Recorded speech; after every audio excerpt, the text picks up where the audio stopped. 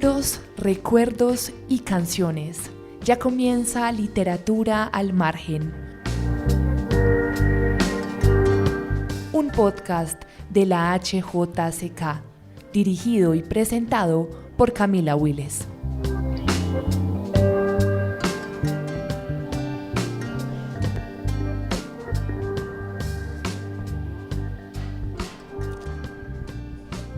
Estamos en este primer episodio de la 6ª temporada de Literatura al Margen. No deja de dar susto hacer lanzamientos de cosas que uno ya ha lanzado antes. Para mí es un maravilloso placer y una alegría estar con las personas que estamos hoy. Por primera vez grabamos Literatura al Margen en vivo y con público.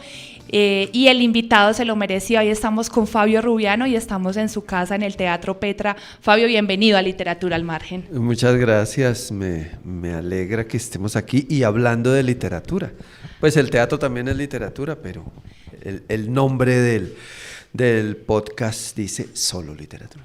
Literatura al Margen, me gusta eso de los márgenes, de caminar a través de las diferentes fronteras, que pronto también eso es el teatro, ¿no? Como que está siempre en un límite de una cosa y de la otra, ¿no? Sí, uno de mis primeros maestros, José Sánchez Sinisterra, tenía un teatro en Barcelona que se llama Teatro Fronterizo, todavía existe, y siempre envidié ese nombre porque uno en teatro siempre está en una frontera.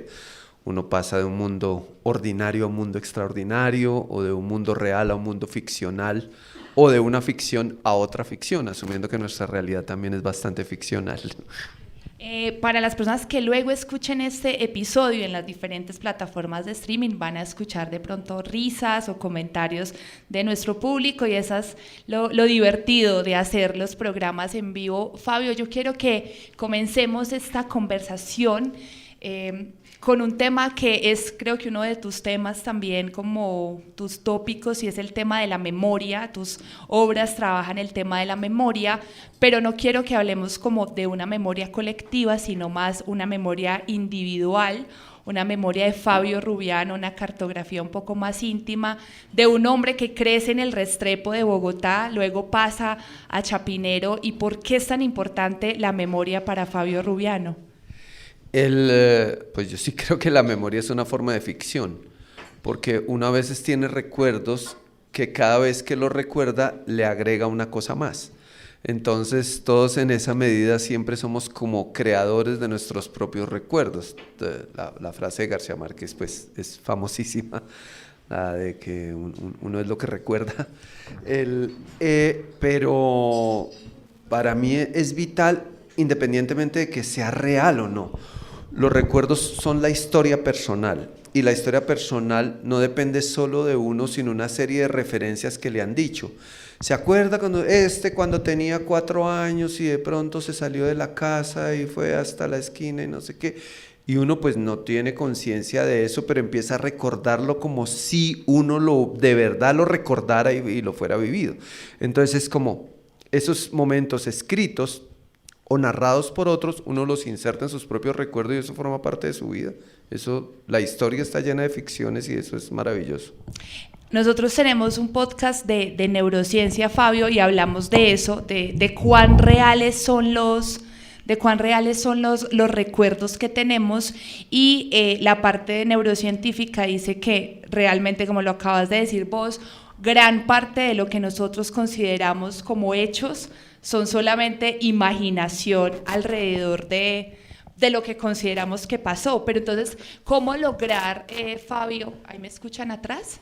¿Sí? ¿Cómo lograr, Fabio, navegar en la memoria si hay unas cosas que sabemos que pasaron y otras cosas que ni siquiera sabemos que no pasaron? Es como más o menos a ciegas en la memoria.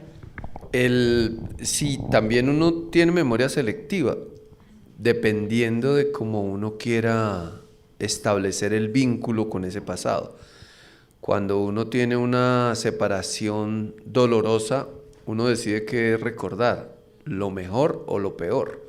Uno por lo general se queda con los buenos recuerdos porque el tiempo siempre va borrando lo malo, pero hay unos malos recuerdos que empiezan a quedarse ahí y empiezan a alimentarse alimentarse también con elementos de ficción para que sean peores. Si yo quiero recordar a alguien mal, pues aumento esa historia un poquito para recordarla todavía más mal. Tener un poquito más de odio, y si uno tiene idealizado a ciertos personajes, a la madre o al padre o al primer amor que nunca se consumó de la manera en que uno quería, pues uno idealiza de ese modo. A veces uno recuerda personajes literarios como si fueran reales, y como si lo hubieran acompañado a uno. A veces uno recuerda haber leído un libro que nunca leyó. Entonces sí creo que tiene que ver con la relación que uno mantenga en este momento con la vida, con los seres humanos, en su concepción del amor, porque son conceptos que van cambiando a medida que uno crece y que uno avanza. Una cosa es lo que pienso del amor hoy yo, lo que pensaba cuando tenía 18 años o cuando tenía 7. Y del teatro, ese ha cambiado mucho ese pensamiento del teatro a lo largo de la carrera, no solo como, digamos, eres dramaturgo, actor, entonces es un pensamiento diferente también entre esas dos versiones. Sí, digamos, yo escribo las obras y pongo ciertas acotaciones o ciertos lineamientos, ciertas instrucciones para que la escena se haga. Pero cuando la cojo para dirigir, no respeto esos lineamientos. Digamos, como que soy un director que no respeta las acotaciones del autor, independientemente de que el autor sea yo mismo. No es que no respeto la palabra no es respeto, sino que para mí lo más valioso que sucede en el teatro es lo que hacen los actores y las actrices. Eso es lo verdaderamente real. Lo que hacen estos creadores, porque son creadores, porque son parte de un equipo creativo, tal vez la parte más importante de lo que hacen en escena es lo que funciona. Si el autor o la autora dice, se acerca a la mesa y sirve un vaso de agua, pero este actor lo que hace es tomarse la temperatura, pues uno dice, claro, tenía razón.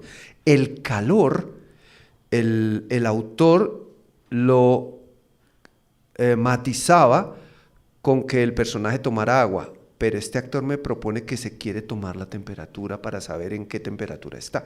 Entonces me parece mucho más valiosa una cosa que la otra. Lo que sucede en escenario siempre es mucho más potente que lo que sucede en el escritorio.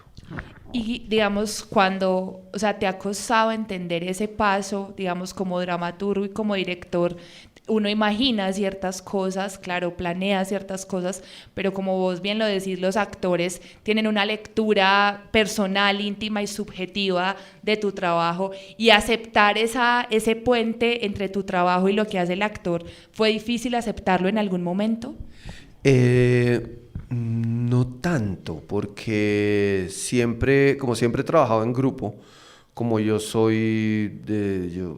estudié 6 años con Santiago García, pues uno de los padres de la creación colectiva, siempre todos los trabajos colectivos, y él como enseña en esta visión futurista que él tenía, que la dramaturgia se consolida no solamente por el texto y la escritura, sino por cada uno de los elementos que componen la escena, porque todos los elementos narra esto. Si yo tengo un anillo, narraría si tuviera un piercing o si tuviera unas candongas en este momento. Eso tendría una forma de narración. Entonces no me traumatiza tanto que se transformen los textos, que los textos se vuelvan otros, que los quiten. Yo tengo mucha tranquilidad para quitar los textos. No me encariño con los textos como para no quitarlos. Y respecto a lo que uno se imagina y lo que finalmente se pone en escena, un maestro mío, Mauricio Cartún, a mí me dio una lección que para mí fue vital, y me dijo, no escriba para el escenario, escriba para la vida real. Entonces, si necesita que el personaje caiga por una cascada y se choque contra unas piedras, escríbalo. Después ya mirará cómo lo resuelve en el escenario. Para eso los directores son creativos. Para eso quien va a dirigir tendría que resolverlo. Por eso yo puedo decir ahorita que el teatro tiene esa magia, yo puedo hacer esto y decir, está temblando. Estoy moviendo la mesa y hay 2 botellas. Paréntesis. Esto es para radio, estoy moviendo la mesa. Esto es para podcast y hay 2 vasos. Entonces, si yo muevo acá, entonces yo puedo decir, está temblando. Y si le digo al público, esta es la convención, el público entra en esta convención, entonces, en un momento yo puedo estar hablando contigo y hago acá y el público va a decir, está temblando. Entonces yo puedo estar aquí así. Y ya el público entra en la convención. No tengo necesidad de hacer 4 efectos y gastarme 200 millones haciendo una grieta en la pared y que caiga a tierra. No. Con esta convención, el teatro establece ese vínculo con el público. De eso iba a hablarte, Fabio, que sé lo importante para vos, que es ese vínculo que se genera con el público. Por eso, pues, hacen el teatro que hacen. Pero ¿por qué es importante el vínculo más allá de la credibilidad de la misma obra? Hay 2 cosas. Uno de los orgullos de hacer teatro es que se genera comunidad. Esto, por ejemplo, que haya un grupo de gente alrededor de alguien que está hablando o que está diciendo, porque o le interesa o no le interesa. A mí me parece eso de las cosas más dulces del teatro. Entonces, la gente se reúne alrededor de una obra. Y eso hace que la gente se comunique, hable, o ponga una foto, o se encuentre con otro, o se tome un café, o que esto genere una discusión nueva. Digo esto hablando de esta charla o de una obra de teatro. Eso es una cosa que para mí es vital y es importantísima. Y lo otro con el público es que, ¿quién no quiere público? Yo sé que hay gente que dice, no me interesa el público. Pero ¿quién no quiere público? O sea, si yo escribo una novela, quiero que se vendan 5 millones de ejemplares. Si hago una película, quiero que las boletas estén agotadas durante 6 meses. Si hago una obra, no quiero tener la sala vacía. Obviamente que me interesa el público. Me interesa para establecer un diálogo y una comunicación. Me interesa que lo que yo hago en escena, cuando digo yo, como que en mi grupo de la obra, lo que haga en escena sea decodificado por el público. Porque no estoy haciendo una cosa solo para mí. Claro, soy un poco mi primer espectador porque necesito que me guste a mí. Pero quien valida lo que yo hago es el público. Yo no puedo, yo ya he dicho esto antes, pero yo no puedo decirle al público, ¿cómo así que no te gustó mi obra? No, estás equivocado. Es que no estás leyendo bien. No estás leyendo bien. Que lo comparo con una relación de amor, que yo lo he dicho, no. ¿Cómo me puedes decir que no me quieres? No, tú sí me quieres, es que no te has dado cuenta. No has visto los signos que yo te estoy dando y lo importante que soy para ti, para tu vida y para tu futuro. Sí, no, eso que acabé de hacer, ese minuto y medio que demoré ahí fue maravilloso. No te has dado cuenta, no lo valoras. Deberías agradecérmelo, pero por favor. Pero Fabio, eso pasa algo con la literatura muy parecido, ya metiéndonos un poco en el tema de la literatura, y es que generalmente uno cree hoy en día cuando lee que como que los lectores no saben algo que yo tengo que ir a ilustrárselo, ¿no? Como que, no, usted no sabe tanto de esto, entonces yo se lo voy a enseñar. Y terminamos a veces con un montón de lectores frustrados porque sienten que la literatura hoy en día no es para ellos, y es porque sienten que no les está hablando de una forma más cercana. Mientras que es algo que también se ha dicho del teatro en Colombia, ¿no? Que es muy difícil, que es para cierto público. ¿Por qué pasa eso, Fabio? ¿Por qué ciertos públicos tienen la dificultad de entrar al teatro como de abrir un libro? Yo creo que hay también un estereotipo, ¿no? De que en teatro la gente lo que va a hacer es gritar, lanzarse al piso y hacer movimientos extraños, o de que el teatro es como un calentamiento de teatro. Sí, como un solo capoeira. Sí, como una cosa ahí medio abstracta, tiene eso.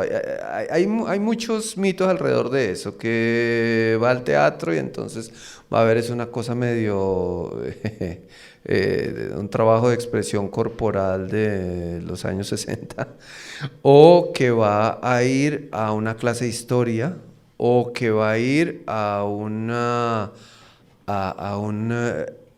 encuentro político donde le van a echar la culpa de los problemas del país, donde le va a decir usted no tiene conciencia de lo que está sucediendo. Entonces existen todos esos mitos, pero en este momento el teatro, por lo menos el que hacemos en Bogotá, tiene un muy buen público. Sí. Hay una gran cantidad de público que está circulando por todos los teatros y digamos que no hay una distancia o una segmentación entre un público de teatro comercial, porque pues yo sí creo que todo el teatro tiene que ser comercial porque tiene que venderse, no vender las ideas, vender las boletas.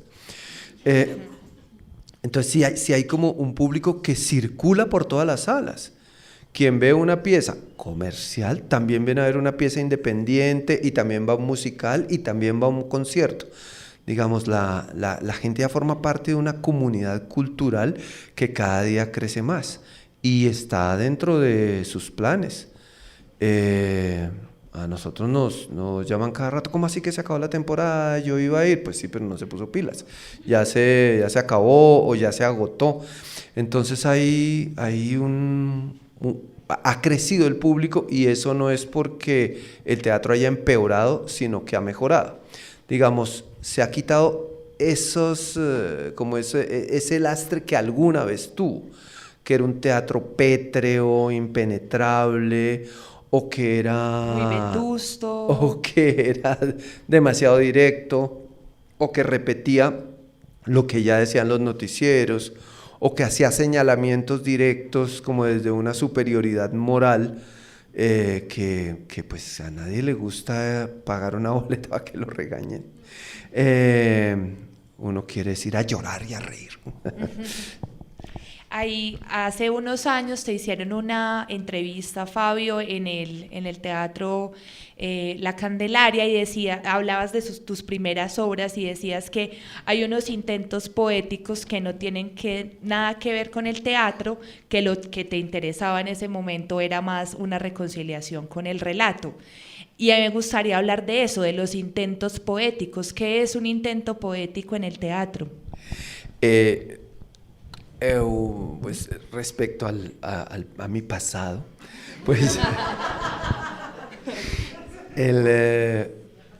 uno siempre quiere ser reconocido, es innegable que uno quiere ser reconocido, uno tiene una profesión donde se sube a un escenario para que lo vean 500 personas y lo aplaudan. A ver, ¿sin ego? O sea, ay no. No me importa, yo tengo la cuarta pared, no sé si hay público o no, claro que se sabe. Entonces, sí hay una vanidad donde uno quiere ser reconocido, es evidente y no entiendo por qué eso es un pecado. Sí, quiere ser reconocido el trabajo, el grupo, la trayectoria, lo que sea, eso es una parte. Lo otro es que uno, para ese reconocimiento, empieza a buscar formas.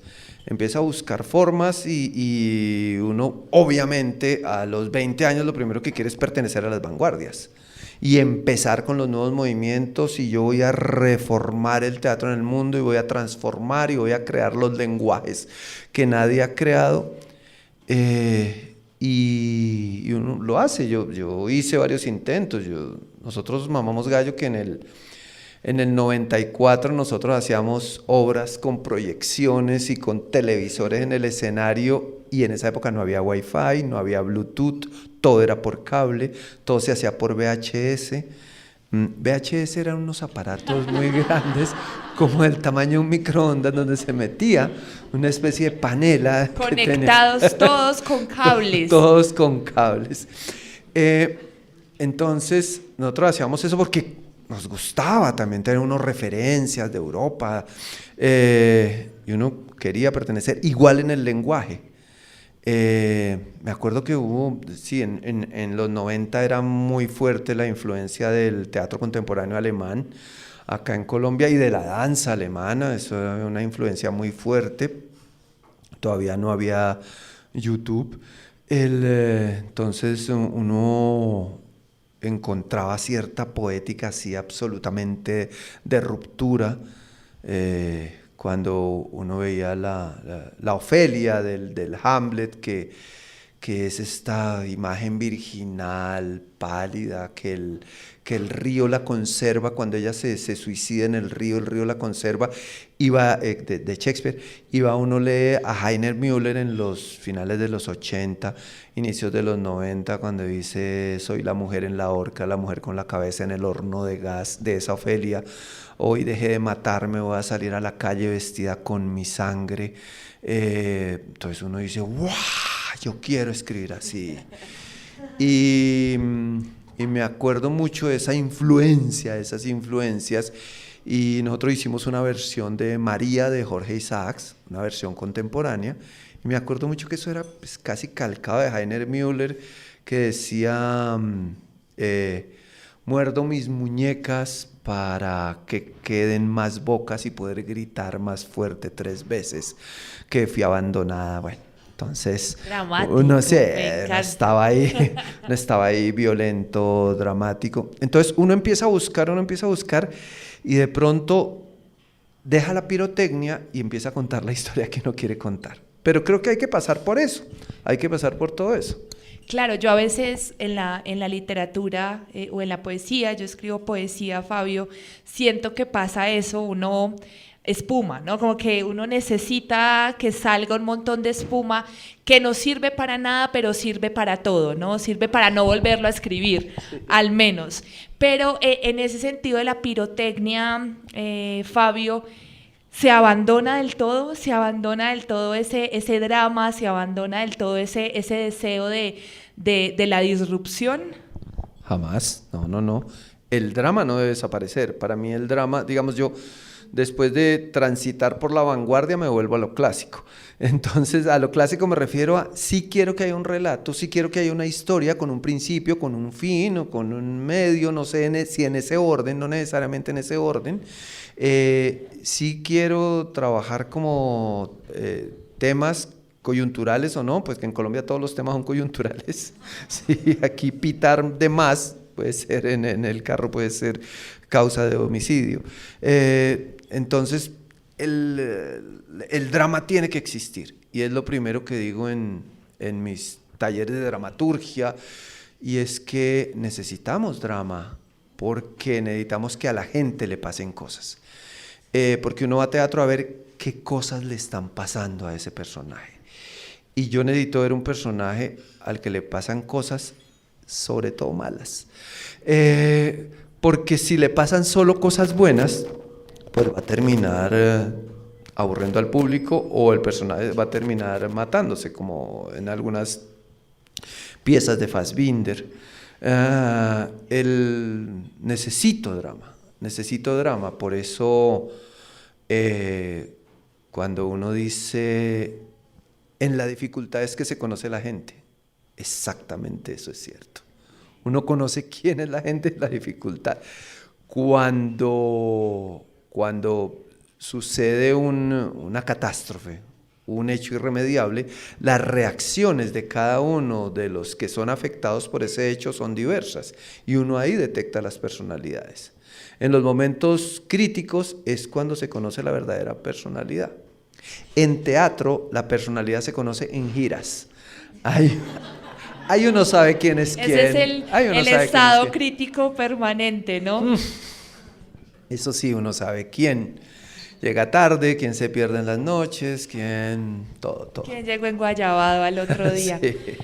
Pero ahorita, Fabio, te hablaba yo de los intentos poéticos, y pienso en eso porque estuve viendo una banda sonora que la acaban de traer ustedes, que la llevaron a China, y es esta obra, para las personas que no la han visto, es una obra donde la narrativa va mucho más a través de el sonido, no de la voz, sino del ambiente. Hay una serie de movimientos y de leitmotivs que funcionan con la caída de un techo o de una puerta, y significan unas cosas que afuera significan otras, o que significan lo mismo en el contexto de la guerra. Y me llamaba la atención que al principio de la obra vos dijiste, Fabio, que era una nueva forma de explorar otra narrativa, que dijiste un momento, bueno, ya sabemos que somos muy buenos en guión, hagamos otra cosa, a ver cómo va eso. Y quisiera que hablara de eso, como de esos intentos poéticos, cómo los has ido descubriendo a lo largo de tu carrera, cuando en un momento, bueno, Labio de Liebre revoluciona todo, es una obra que sigue en temporada, ahorita sé que están en temporada también, pero dices, no, bueno, hagamos también esta obra en la que no hay tantos guiones como estamos acostumbrados. ¿Cómo funciona esa creación de diferentes poéticas? Yo nunca dije, sabemos que somos muy buenos en el guión. Más o menos, bueno, yo lo digo. Nos va bien, dije que nos iba bien en algunas. Sí, yo creo que el grupo nosotros lo fundamos con Marcela Valencia, hace casi 40 años. Y Marcela tiene una cosa fantástica que es una autocrítica rigurosísima, sí, a prueba de todo. Ella la autocrítica no la abandona, a veces es cruel. Entonces, autocrítica me refiero a ella misma y al grupo. Entonces, en esa medida, creo que eso ayuda a que el grupo nunca diga, uy, la logramos, sino que siempre siempre hay que empezar a entrenar para el próximo partido. Entonces, por ejemplo, cuando hicimos Labio de Liebre y eso nos fue tan bien, sabíamos que la siguiente obra no tendría por qué parecerse a Labio de Liebre, en ningún sentido. Entonces ahí cambiamos todo, cambiamos lenguaje, cambiamos narración, cambiamos puesta en escena, cambiamos color, cambiamos la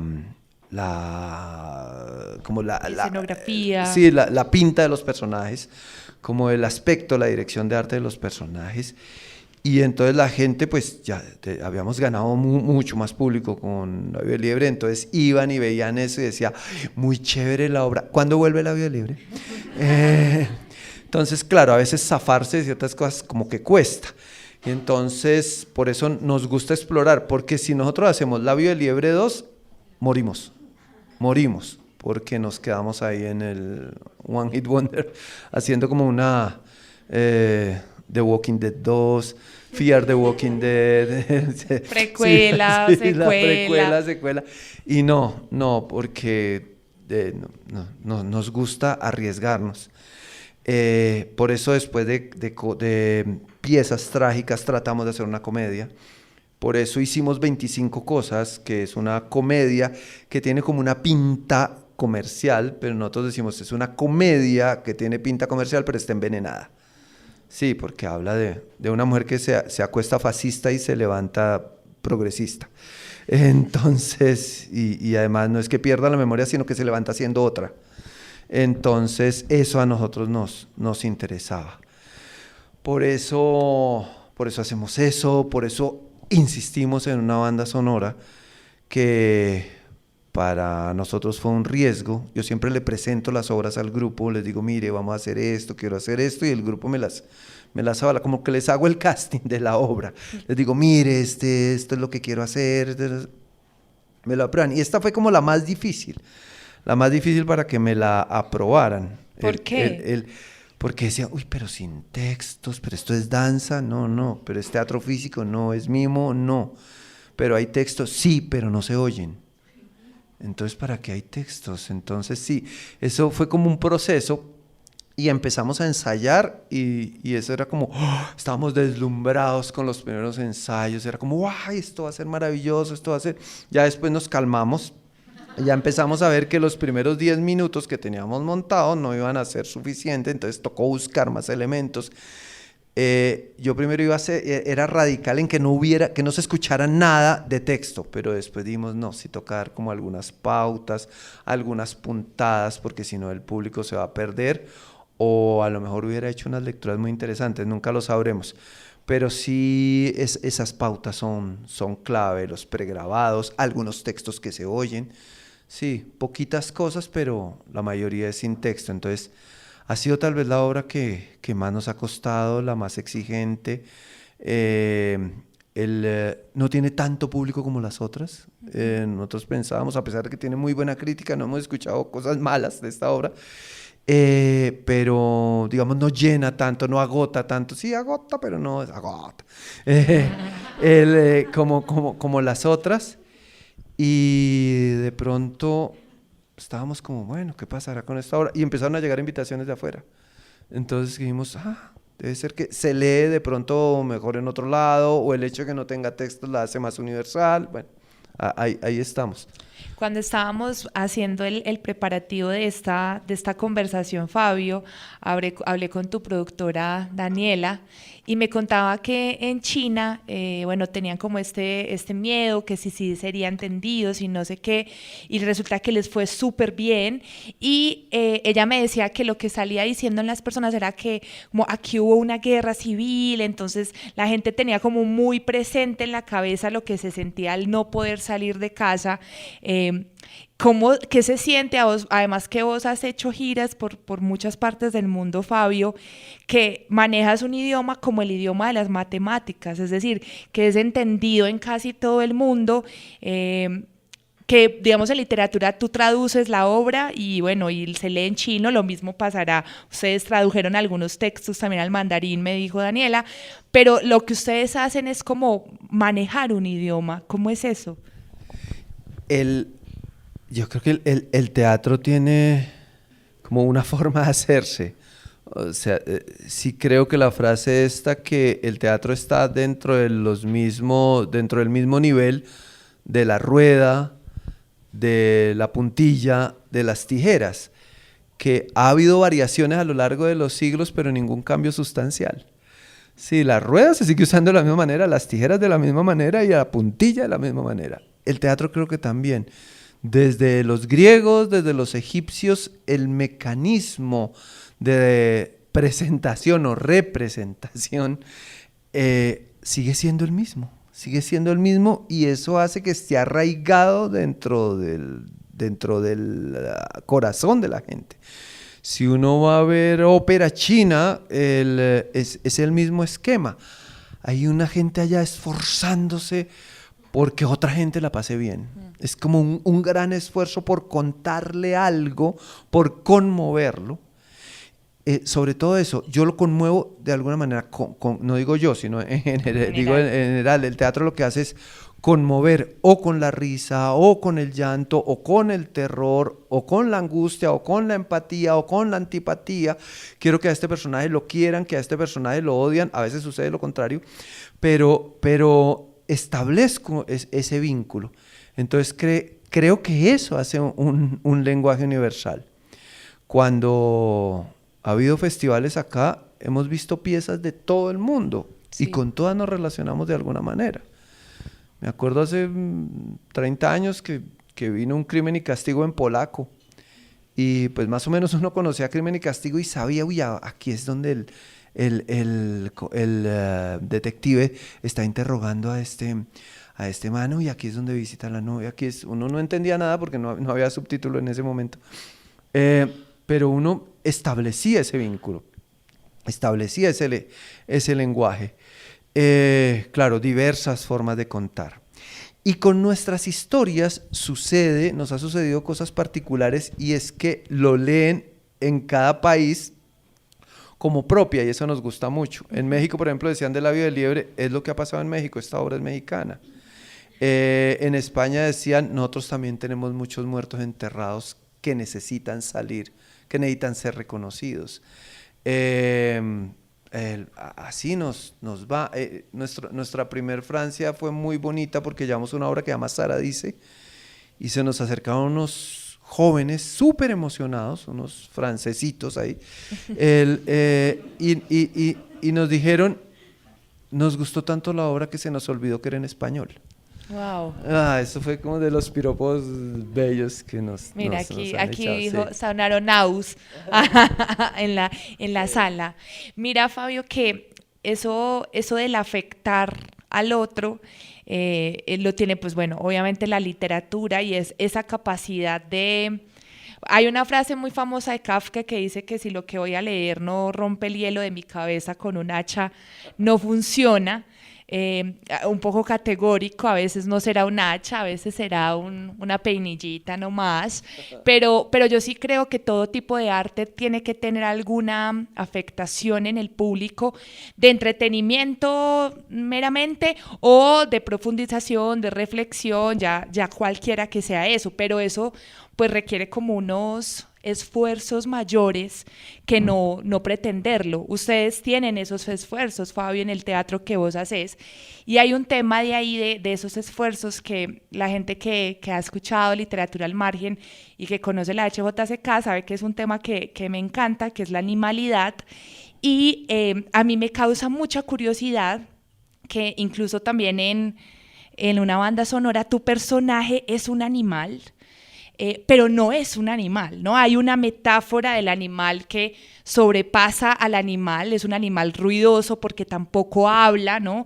Es otro lenguaje, y quisiera que habláramos de esos animales o de esa animalidad en el teatro.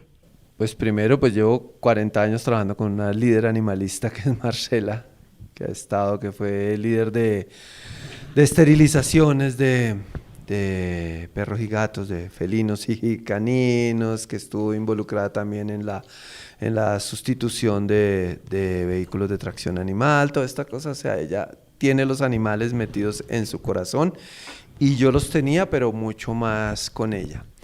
Ahora, hay otra cosa, y es un amigo mío, Javier Gutiérrez, que es un gran director también, también como otros,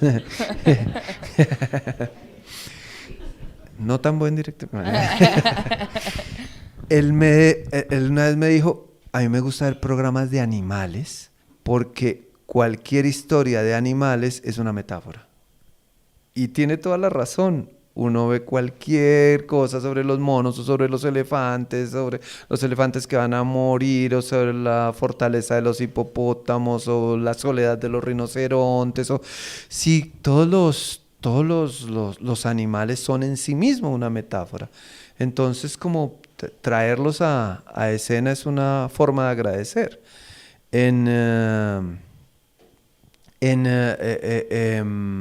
Cuando estallan las paredes, que es la obra que hacemos después de La Vía Libre, cuando estallan las paredes hay un personaje que es un perro, que es el perro, y lo hace un actor.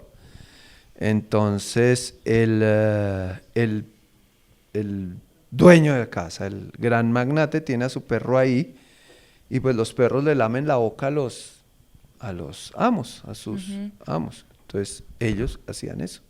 Entonces se besaban en escena con la boca muy abierta. Entonces eso a alguna parte del público le incomodaba. Claro. Lo que tú dices, que genera algo en el espectador. Yo creo que la incomodidad es necesaria, no para molestar al espectador, sino para generar un movimiento.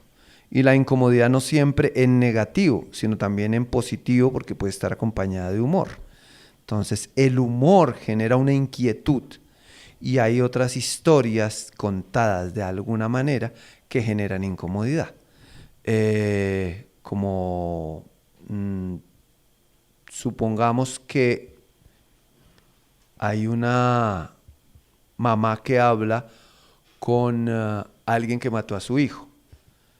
Entonces, la lógica sería que la relación de la madre con el asesino de su hijo sea de cierta manera. Cada uno imaginará la relación que ella tiene con el asesino de su hijo. Pero si esta señora se acerca y le dice, ay, yo le agradezco mucho que haya venido a hablar conmigo. Usted tan ocupado que está, y tomarse el tiempo de venir a contarme cómo mató a mi muchacho, le agradezco mucho su tiempo. Entonces dice, ¿qué está pasando? ¿Qué está pasando? Ahí hay una incomodidad. Claro, se disloca la realidad. Ahí se altera. En dramaturgia se trabaja mucho sobre el gesto contrario. Se juega mucho, digamos, es un mecanismo narrativo que es el gesto contrario. Y es responder emocionalmente de la manera contraria a cómo se respondería habitualmente. Y eso siempre genera dislocación, como en el ejemplo que acabo de dar de la mamá. Fabio, mal haría yo de no hablar algo que está saltando aquí que me gusta, y hay una frase de Santiago García que me acabo de acordar, y él decía algo parecido como que nadie se conoce tampoco como a sí mismo, es decir, como que uno no se conoce tanto como dice conocerse. Y también hay como un miedo al ego, ¿no? Un miedo a decir, sí, me gusta el aplauso, me gusta el público. ¿Por qué pasa eso en el arte? Y yo quiero hablar de ese miedo de vos mismo. O sea, ¿has tenido miedo de que te guste demasiado? Sí, a veces como enamorarse tanto de un texto o de una escena es muy peligroso. Y sí, la ecuación es casi que infalible y es que lo que a uno más le gusta es innecesario. Yo sí creo eso, ahí en teatro, en dramaturgia. En lo otro, Sí, ya allá verán. porque hay cosas que suenan muy bien, que funcionan muy bien, que se ven muy bien, pero no sirven para la narración. No sirven para el desarrollo de la acción. No sirven para el desarrollo de la historia. Entonces, ahí es cuando uno dice, esto tiene que salir, esto tiene que desaparecer, esto tiene que irse. Y sí, Santiago García siempre decía, cuando a usted lo ven por la espalda, si usted se viera por la espalda, usted no se reconocería. Usted diría, ¿quién es ese hijo de puta que está ahí? Usted no se reconocería. Sí, Santiago decía, uno es la persona que menos se conoce por la nuca. Todos los amigos me reconocen a mí por la nuca. Si yo me viera por la nuca, no me reconocería. O la primera vez que uno se da un espejo por la espalda, en esos espejos de doble espejo, uno, ay, yo soy así. Soy así. ¿Qué has hecho vos para reconocerte a ti mismo? ¿El teatro ha hecho algo a eso? Marcela. Marcela, que es la que está diciendo como, sí, no. Ni tan genio como usted cree, ni tan malo como usted cree, ni tan... Sí, él tiene como una medida muy clara. Reconocerme a mí, no, pues no sé, como persona, yo creo que eso se demora. Uno empieza como a refinar los gustos, como a limitar los gustos, eso sí es cierto. Y en teatro yo sí, hay cosas que sí no creo que ya negociaría. Sobre todo no negociaría la claridad de contar algo. Yo no haría algo abstracto y cerrado que no sea entendible por más que me guste. No sé, creo que no haría biodrama. No estoy en contra, me parece que hay cosas muy interesantes, pero no creo que lo haría, no creo que hay cosas muy interesantes en las que yo no estoy involucrado, que es necesario contar, que hay un montón de historias haciendo fila para contar como lo mío, no. Parece más interesante contar cosas de mi familia, contar cosas de otra gente a la que sí le han pasado cosas extraordinarias. Generalmente se dice que ir a teatro es casi como una forma de ir a un ritual, ¿no? Vos venís de una familia muy católica, Fabio, y a veces uno se siente como yendo a misa cuando va al teatro porque no puedes hablar, no puedes comer, o sea, hay como una disposición al altar que es el escenario, y quisiera que me hablaras de eso, de la ritualidad que tiene el teatro, y si a veces lo piensas también, esto es medio litúrgico. Absolutamente, a mí eso me gusta mucho y ahí, por ejemplo, en el teatro asiático, sí es que es lo máximo. Sí, hace un par de meses estuvimos en una gira en España y los anuncios al principio eran fantásticos, eran de un respeto y de una solemnidad, incluso cuando decían lo de que apagaran los celulares, era tan bonito y uno se sentía, copiémonos esto para decirlo en el Petra. Sí, nosotros, sí, es un ritual. Pero digamos, nosotros en Colombia, a pesar de tener tantas historias rituales, como que nos saltamos ciertos ritos. Lo sagrado lo saltamos, empezando por la vida, que es el valor más sagrado. Aquí se mata con cierta facilidad. Entonces, me gustaría que fuera todavía un poco más. No para poner a los actores y a las actrices o a la gente de teatro en un pedestal o en un lugar especial, sino para que sea mucho más litúrgico sin que tenga esa carga religiosa. Es un lugar muy, muy, muy interesante. Antes de tener el Petra, nosotros nos presentamos casi en todos los teatros de Bogotá. O sea, rodábamos por un lado y por el otro y cada uno nos daba una enseñanza, tenía como unas características. Yo vengo ahorita de reunión del Teatro Delia Zapata y estábamos revisando un escenario donde nos vamos a presentar, donde vamos a estrenar una obra y era muy bonito. El jefe técnico del Teatro del Delia Zapata es antiguo Teatro Colón.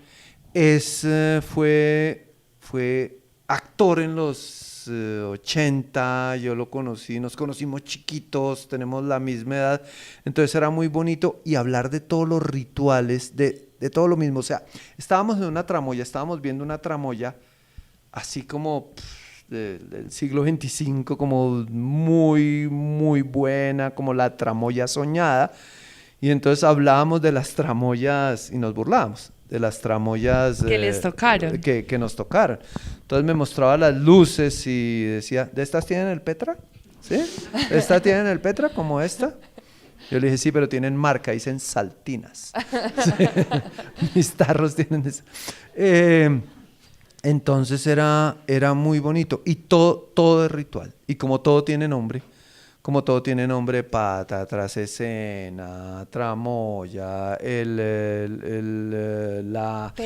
kabuki, la americana, la italiana, sí, eso es morcillar, el mierda, el no me de chicharrón, sí, todo eso es como unos rituales. Hay obras que no se pueden mencionar en escenario porque hay que golpear 3 veces el piso. Sí, hay obras de Shakespeare que no se pueden nombrar, entonces eso es muy bonito. Eso, digamos que pienso que tanto en la literatura también pasa que se ha perdido un poco la sensación de liturgia, porque bueno, estamos todos como siempre pensando en leer muchísimo más. Y yo estoy leyendo ahorita un libro de un escritor paisa, no es porque sea paisa, que se llama Efrén Giraldo y escribió un libro que se llama Sumario de Plantas Oficiosas. Y él dice que le aterra mucho la idea de pensar cuánto nos hemos alejado de la idea de vegetar, que estar simplemente quietos abriéndole paso a la vida. Y él ponía un poco el ejemplo con el teatro y decía que tanto los actores en algún momento tienen que vegetar, o sea, estar quietos para abrirle paso a la vida del otro personaje, como los asistentes tienen que estar quietos para abrir paso a la vida. ¿Vos qué pensás de eso? Pues sí, hay una cosa en teatro que es vital, ya del hecho teatral de la obra de arte, y es que la quietud también es movimiento y el silencio también comunica.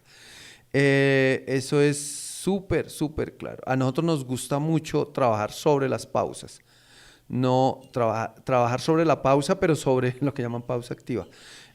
Trabajar sobre la pausa, pero cuando se va a... Si yo voy a hacer esto y paro, le doy un valor a esa quietud o le doy un valor al silencio.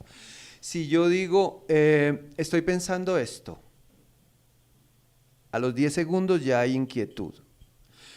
Nosotros hemos tenido escenas donde duramos, en una obra que se llamaba Pinocho y Frankenstein, le tienen miedo a Harrison Ford, época de vanguardia. Evidentemente. Había una escena donde había 5 personajes quietos y se quedan así un minuto. Un minuto es de las cosas más tensas que pasan, porque hay una reacción en el público como... Se le olvidó. Sí. Hay mucho movimiento y era muy bonito porque los actores, para que no pasara que se les olvidó, los actores hacían como... y el minuto después hacían, sí, y eso generaba una sensación maravillosa. Respecto a esa introspección, a esa búsqueda interior, nosotros, yo puedo decir que el 90% del grupo no la practica. Sí hay un par que son, sobre todo 2 actrices, que son muy concentradas, que hacen su meditación, como que se abstraen para poder entrar a escena, pero el resto no, son de una vulgaridad, somos de una vulgaridad impresionante. Estamos comiendo empanada 2 minutos antes de entrar a escena. Como se debe. En Literatura al Margen tenemos una sección que nos gusta mucho y es la música de nuestros invitados, canciones que les recuerden a ciertas cosas o que les guste o que quieran hablar de ellas. Fabio trajo 2 muy buenas, vamos a empezar con una que a mí me encanta del mexicano Ed Maverick. Vamos a escucharla aquí con ustedes y luego Fabio nos hablará de ella y esta canción es Nadie va a pensar en ti mejor que yo. Y verte así, tu cara besar, tus ojitos ver, ¿de qué sirve eso si solo quieres coger? Y aquí no es así. Fabio, hablemos de Ed Maverick y esta canción, ¿por qué la elegiste para ponerla aquí esta noche? La respuesta básica es, me gustó cómo sonaba. Entonces cuando yo oigo esa voz y eso, empiezo a averiguar quién es el cantante y resulta que es un pelado de 26 años y canta como si llevara, pues no sé, como alguien con mucha más potencia, con mucha más fuerza, con mucha más vida. Me parece que es un personaje muy interesante, me sorprende su juventud, como está asumiendo su vida. Ahorita renunció a todas las redes sociales, renuncia a todas las redes sociales y me acordó mucho de Billie Eilish. Billie Eilish cuando como empezó a apartarse de todo, bueno, ya después cambió y empezó a hacer comerciales y todo, pues, lo cual no tiene nada de malo, pero digamos como en una parte de su vida como que asume la música, la canción y el arte como un elemento propio. Entonces me parecía muy, muy interesante. Y también como una forma de siempre dar los mismos referentes. Nosotros venimos de una generación que escuchaba los discos 100 veces. Había discos. Que uno escuchaba los CDs o los LPs o los acetatos por un lado, después por el otro, y volvía y los ponía por un lado, después los ponía por el otro, o el cassette, volvía y lo repetía, como que tenía entonces se quedó como con unas canciones marcadas para el resto de su vida, porque las escuchó tanto. Ahorita uno no repite tanto una canción, porque como tiene una posibilidad infinita de canción, entonces tiene 300 playlists con diferentes canciones que nunca va a alcanzar a escuchar, pero que uno se enamore de un disco, que oiga todas las 8 canciones por el lado A y 8 canciones por el lado B, ya no existe eso. Entonces también como un poco para salir de ahí, y buscar nuevos referentes. Hay una cosa que me gustó de Ed Maverick para terminar ahí con él, y una vez en una entrevista, en alguna conversación, él decía: hago música porque si pudiera hacer otra cosa la haría, o sea, es lo único que puedo hacer. Si vos pudieras hacer otra cosa aparte de teatro y actuar, ¿la harías? Sí, pero no sé si me puede ir bien en otra cosa. Yo empecé muchas carreras, yo hice muchas cosas, trabajé en muchas cosas, tuve bar, o sea, hice ratonera, ¿no? Sí, hice intentos en varias cosas, y cuando llego a teatro me empieza a ir bien en eso. Me empieza a ir bien y saco las mejores notas que ha sacado en mi vida, entonces dije, ay no, esto es, ya aquí no me va a mover. Sí, un poco como fenómeno Carlos Vives, que primero actúa, luego hace rock, luego hace otra cosa, saca vallenato y le funciona. Sí, no, yo soy vallenato. Entonces sé que ahí no, sí, eso es lo mío. Entonces le sonó por ahí y ahí se quedó. Vamos a escuchar una cosa muy bogotana, como estar en ese evento en Teusaquillo, en el Teatro Petra, y es Las cosas de la vida de Aterciopelados, pero en versión de Paulinho Mosca. Por Dios, Dios ojalá coja juicio. Se había ido varias veces de la casa. Y esta canción, Fabio, nunca la había escuchado, está hermosa. ¿Esta canción por qué? Pues siempre que me piden como canciones, sí trato de meter algo colombiano. Y pues yo quería Paulinho Mosca porque me gusta mucho. Él no es tan conocido acá y es muy extraño porque se llena estadios en todo Brasil. Es una gran artista. Y cuando encontré esta versión yo dije, no, pues perfecto, Paulinho Mosca y cantando Aterciopelados es fantástico. Paulinho Mosca viene en octubre. Para que vayan, ya saben. Bueno, Fabio, para terminar este primer episodio de Literatura al Margen, directamente desde el Teatro Petra, generalmente yo les hago una pregunta a mis invitados y es, hace de cuenta que estamos además en una tarima, entonces acá todo es posible, que este micrófono es una máquina del tiempo. Entonces yo la voy a poner a que nos vayamos a ese momento donde el joven Fabio Rubiano le decía a su padre que quería estudiar literatura. Y él le decía, no, y él dijo, no, sí, no, mentiras que no. Yo voy a estudiar medicina. No, mentiras, no. Ese pequeño Fabio Rubiano que estaba un poco ahí disertando y está aquí parado, resultó acá. ¿Vos qué le dirías a ese Fabio Rubiano? No, que estudiara teatro de una vez. Sí, yo quería estudiar teatro. Yo quería estudiar teatro, arte dramático, le decía. Quiero estudiar arte dramático. Pero no había escuelas, pero uno no sabía, no había internet. Entonces, no sabía. Entonces, bueno, lo importante era ser profesional en algo. Pero no, yo le diría, estudie teatro. Ahora, si yo me pongo a pensar en todas las cosas por las que tuve que pasar, todos los empleos que tuve que tener de mensajero, de reparando máquinas de escribir, poniéndole manillas a relojes en una empresa de cueros, tiqueteando nacionales en una agencia de viajes cuando los tiquetes se hacían a mano. Cuando yo veo todo eso, trabajando en una papelería, en una librería, en una frutería, cuando veo todo eso dije, pues yo creo que todo eso es experiencia costosísima y con horas y horas perdidas, porque estar detrás de un mostrador es muy fuerte. Para mí es muy fuerte, era muy fuerte en esa época, el tiempo no pasaba, se demoraba en pasar, entonces era como una forma de sufrimiento, una forma de dolor.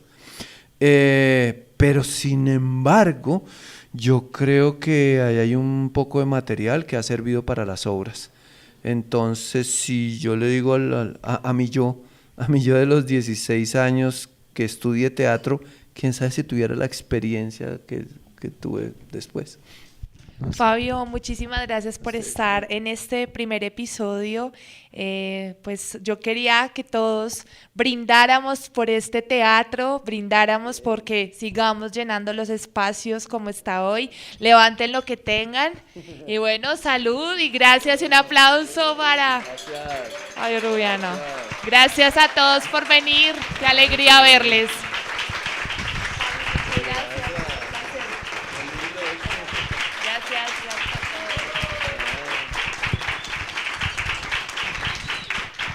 Mañana lo pueden volver a escuchar, lo vamos a lanzar a las 8 de la noche en Spotify y cada 8 días iremos lanzando más episodios de Literatura al Margen, que vienen cosas muy lindas. Y aquí también vienen cosas muy lindas siempre. Gracias.